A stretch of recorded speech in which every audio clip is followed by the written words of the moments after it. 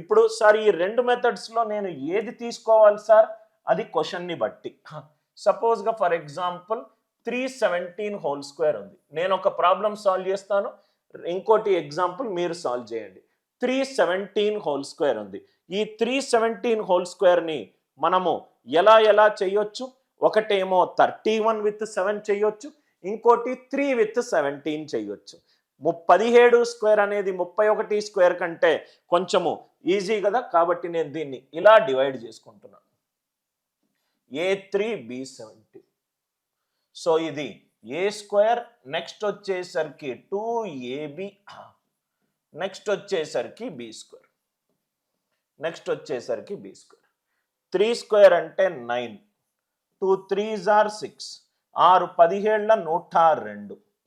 17 square అంటే 289, 17 square అంటే 289.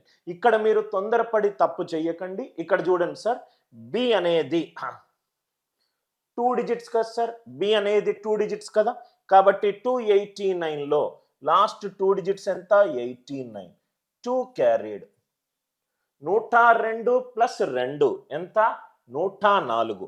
104లో last 2 digits ఏంటి? 04. 1 క్యారీడ్. 9 ప్లస్ 1 ఎంత? 10. 9 ప్లస్ 1 ఎంత? 10. కాబట్టి ఈ క్వశ్చన్కి ఆన్సర్ ఎంత? 100489.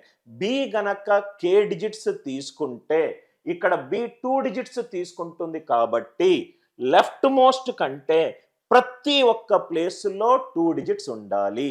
289లో లాస్ట్ 2 డిజిట్స్ 89. 2 క్యారీ తీసుకున్నాను. 102 ప్లస్ 2 104. 104లో లాస్ట్ 2 డిజిట్స్ 04 రాశాను. 1 క్యారీడ్. 9 ప్లస్ 1 ఎంత? 10. కాబట్టి క్వశ్చన్కి ఆన్సర్ ఎంత? 100489. 1004